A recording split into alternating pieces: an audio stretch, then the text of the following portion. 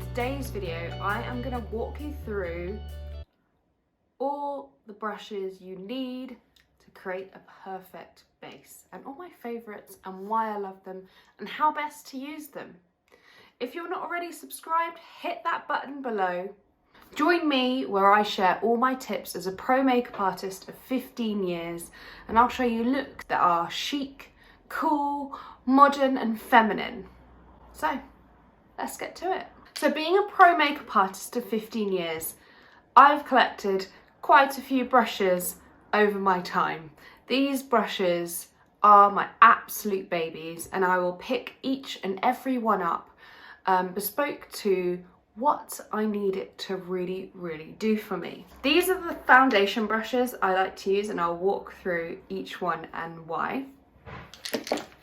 So there's this traditional flat foundation brush. This is probably the brush I use personally least, based on the type of skin and beauty work I do. This brush is perfect for blending your foundation and applying a foundation, particularly if you want a really good coverage, because it's pretty dense. This is the MAC 190, and it's a synthetic fibre, so it really pushes and blends product onto the skin. So great if you want that immediate full coverage from the brush you're using. My preferred kind of brush is this tulip tip shaped brush. This is a Mykitco flawless face brush, and this is Real Techniques. It's actually a contour brush, but I love this brush for applying foundation because it really fits into all the nooks and crannies of the face. It's a much softer bristle versus the flat foundation brush, and you can really blend, and it really allows the skin to show through and you be able to polish the skin equally. So it's a duo fibre. Both tips are synthetic in this one. Mykitco is a cruelty-free brand. Not sure on Real Techniques, I'll check that out in the comments below.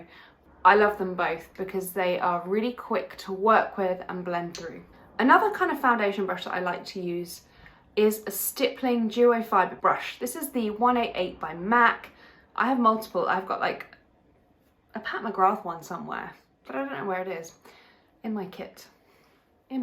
So with this, it's really soft. It allows you, I love polishing a really dewy foundation in with this because this almost polishes the pearls and it makes it look more scrumptious and delicious. With this, it's only those real white hairs that you see that will really touch the foundation. You don't really want to be pressing hard on all of your brushes. And that is a real common thing I see a lot of people doing, is like being really hard with their brushes. Brushes work best, you know, not always, but most of the time, if you use a really light pressure. So if you're not that controlled, try and hold your brush in, pop the end of the brush in that kind of crevice between your thumb and your finger, and that will instantly lighten your pressure. And I'm using just my wrist, not my whole arm. I'm not trying to punch anyone here, just tickling and blending everything in, and I could do this all day. Bye. And it just blends everything in really seamlessly. This works really nicely for a liquid and a powder foundation. All of the brushes, bar this one, I probably use for a powder personally, but you do you, boo. The other kind of foundation brush I really enjoy is this sort of flat foundation brush that is slightly rounded. It's quite a soft bristle to it. Again, I can get in all my nooks and how cool would it be doing like makeup with two brushes like this? You'd be done so quickly. And I also like to multi-use my brushes, so I love this for like a bronzer as well, or a blusher. Same with all of these. I really like to multi-use what I like them for, like because of this pinched edge. It's really nice for a contour as well. And this works with kind of all foundations, and what's nice is that it's almost like a little kitten paw touching your face, and what it does is it allows you to really blend and build product. And this brush is, and this is by Adenuga, this brush here, and it's the number 5, and this is a MAC one, the 132. If they don't have, some of these brushes are discontinued by MAC, because as I said, I've had these for a very long time, but I'll pop similar ones below if not. This brush I think is really genius from Huda Beauty. So this is a double-ended brush. There's quite a few brands that do these now. It's called the Bake and Blend brush. I wouldn't bake. I like to bake bread and cakes, honey, not my face. So I like to actually use this as a foundation brush to really blend, because this mimics those other soft fibres, so it'll really stretch your foundation. Even if you're using a full coverage one, it'll really stretch everything out and give you that really airbrush flawless finish.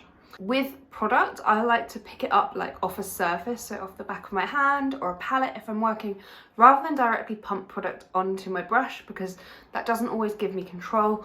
Or alternatively, I'll dot the product onto my face and then blend it out, because then product will really get stuck in here and then the brush can't really do its job in blending really well. Then I love that it's got this cute little kitten friend on the other side. So this is really great for kind of blusher, contour, highlight. This kind of does everything, which I really like about it. And I love that angle to it because it'll just fit in and rest really well on those particular places. Another foundation brush I really love is another one by Joy. This is like a flat, traditional kabuki style foundation brush. So it's got a big surface area, so this will cover really, really quickly. And this is really good if you like a really decent coverage. It's so soft. It's a cruelty-free brand as well. Just blends everything, and it's, yeah, quite nice and big, so it does the job really quickly for you, because who's got time to blend in their foundation all day? Not me, honey. There's another brush I really love, which is a Bareminerals one, but I cannot find it anywhere, which is, imagine a mix of these two. So it's quite a wide bristle like this, but a dome on top, and it is, I love it. So when it comes to blusher or bronzer, I do like a slightly smaller brush, because I like to have control of where I'm applying the product, or else I overindulge, or it just kind of goes everywhere and it's not specific and thought out. So I love an angle brush, like this is a one by MAC, the 168. This is synthetic fibre, this one. Again, it's got an angle, so it's really nice for that lifted look, and great for contouring and bronzing as well. Makes a great foundation brush as well. FYI, again, I really like to multi-use brushes. Well, this one is a little bit more of a rounder one. This is the Mykitco My Perfect powder brush. So you can use this as a blusher, contour highlight, but I also like to actually powder, like to finish off a makeup. And I'll just press and pat. This holds a perfect amount of product to just kind of do those hot spots and press and powder in. Love those, love those. I personally prefer slightly smaller brushes for that kind of thing. And then this is probably the smallest type of face brush I would use. This is a Mykitco. This is a limited edition one, as in the actual packaging. A multi-brush, this is a small one. Wasn't the one I was expecting to have, because they do one, a regular one, which is just slightly bigger. This again is really good for powdering the face, so finishing powder to get rid of any shine. It's also quite good at blending out any contour you're doing, or like to really build contour. It's still quite soft, so I'd almost like bounce the brush on its side. But yeah, that is kind of the basic down low. Brush wise, it really depends what you like to do. I love cream-based products in terms of foundation, concealer, blusher, highlighter, bronzer. So that Tulip tip brush is perfect for me, because I can multi-use that brush to create all of those things. But then sometimes it is really nice to have those separate brushes with those specific things in mind, depending on the finish you like. So, you know, this might be, so this for example might be a more rounded brush, whole face collection there, that you've got a foundation applicator that you can really buff it out. If you know you're heavy handed or really struggle with streaks, you could go over that to really polish the skin and perfect. And then you've got a powder brush here, which could do, just finish it off beautifully. There you have it. Well done if you've made it this far. Thank you so much for watching. Let me know if you've got any other questions. Pop them in the comments box below and I will answer them all. And thank you again for watching. See you next Sunday.